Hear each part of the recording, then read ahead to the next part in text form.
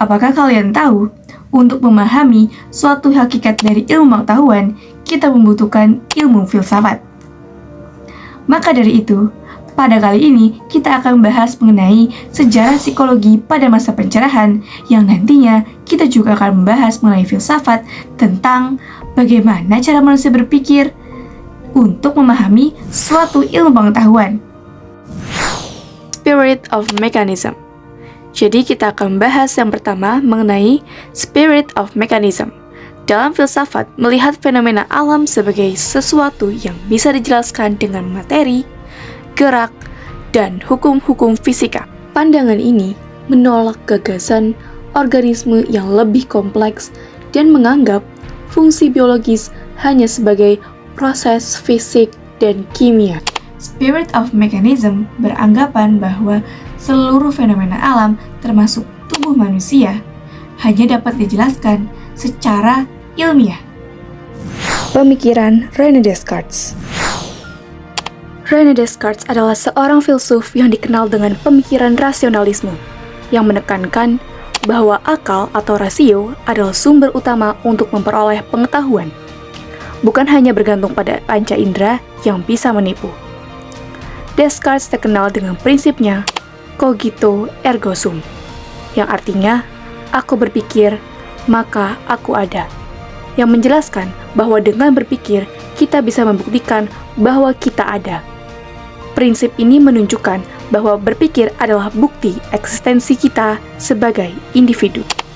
Selain itu, Descartes juga mengembangkan konsep innate ideas atau ide bawaan, yang berarti bahwa beberapa ide sudah ada dalam diri kita sejak lahir, bukan hanya hasil dari pengalaman indrawi.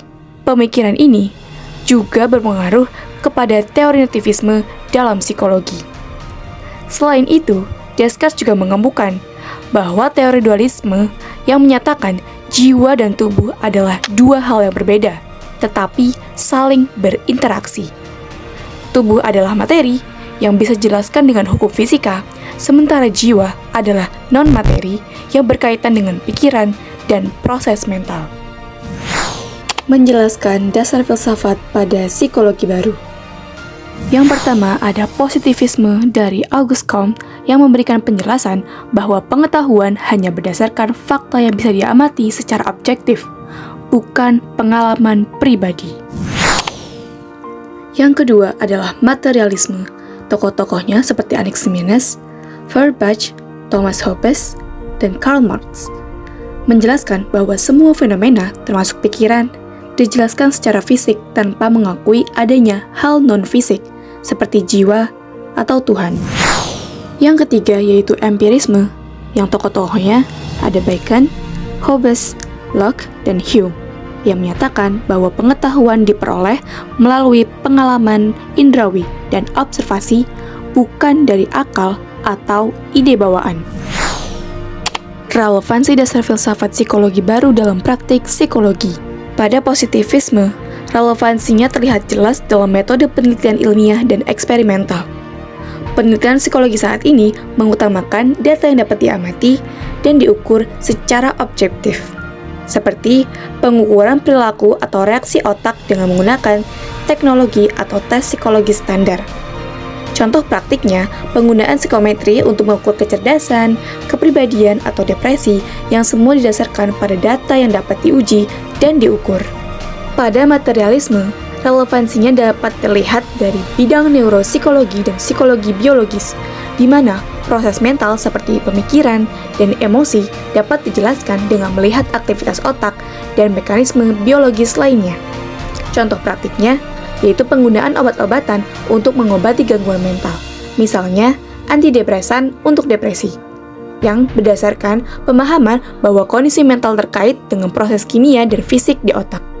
Sedangkan pada empirisme, relevansi dapat terlihat dari psikologi eksperimen dan psikoterapi. banyak pendekatan psikoterapi modern seperti terapi perilaku kognitif yang berfokus pada mengubah pola pikir berdasarkan pengalaman langsung dan pengamatan terhadap perilaku. Contoh praktiknya, dalam CBT, terapis bekerja dengan klien untuk mengidentifikasi dan mengubah pola pikir yang tidak realistis, yang didasarkan pada pengalaman dan observasi klien terhadap dunia sekitar mereka.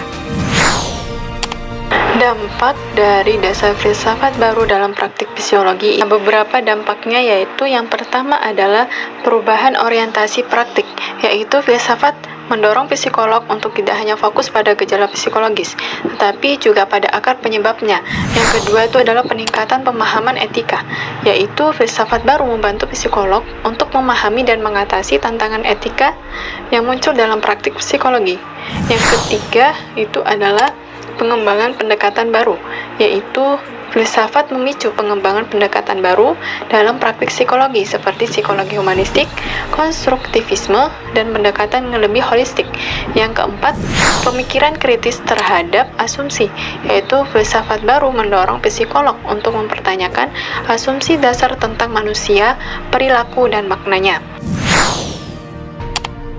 Pemikiran filsafat yang pertama adalah Auguste Comte. Dalam pemikiran Auguste Comte ini ada beberapa aspek penting. Yang pertama ada positivisme, yaitu menolak spekulasi metafisik dan teologi. Yang kedua itu adalah hukum 3 tahap, yaitu Law of Three Stages, yang menjelaskan perkembangan intelektual manusia dalam 3 tahap, yaitu tahap teologis, yang kedua tahap metafisik, dan yang ketiga tahap positif. Yang ketiga itu adalah sosiologi, yaitu Auguste Comte ini dianggap sebagai bapak sosiologi karena dia memperkenalkan sosiologi sebagai ilmu yang mempelajari masyarakat secara ilmiah. Yang keempat adalah klasif tahap teologis, yang kedua tahap metafisik, dan yang ketiga tahap positif. Yang ketiga itu adalah sosiologi, yaitu Auguste Comte ini dianggap sebagai bapak sosiologi karena dia memperkenalkan sosiologi sebagai ilmu yang mempelajari masyarakat secara ilmiah.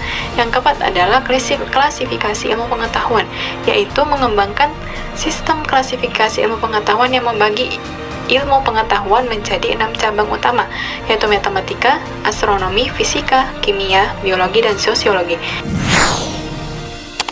Pemikiran filsafat yang kedua itu adalah John Locke yang berpusat pada konsep hak asasi manusia yang melekat pada setiap individu sejak lahir, termasuk hak atas hidup, kebebasan, dan properti.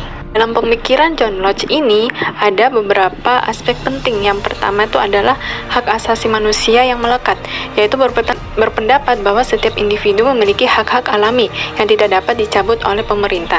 Yang kedua adalah kontrak sosial. Ia percaya bahwa masyarakat dan pemerintah terbentuk melalui kontrak sosial, yaitu di mana individu sepakat untuk menyerahkan sebagian hak mereka kepada pemerintah. Yang ketiga adalah pemisahan kekuasaan. John Locke mendukung pemisahan kekuasaan ini menjadi 3 cabang, yaitu eksekutif menjalankan undang-undang, yang kedua legislatif membuat undang-undang, dan yang ketiga adalah federatif menangani urusan luar negeri.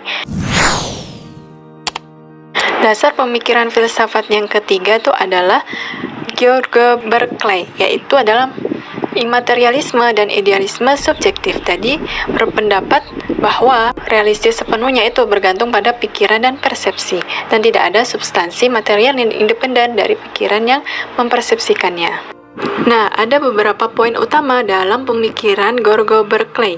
Yang pertama itu adalah imaterialisme, yaitu menolak adanya substansi material yang terpisah dari pikiran ataupun ide.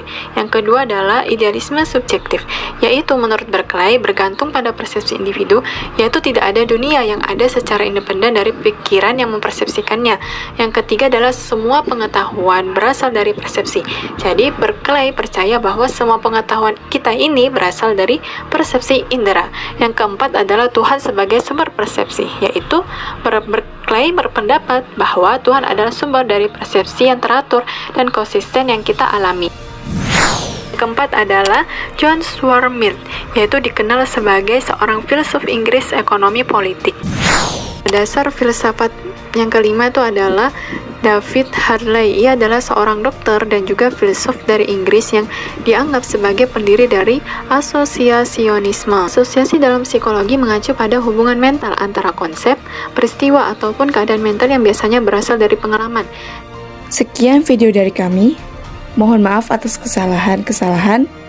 Sampai jumpa dan terima kasih.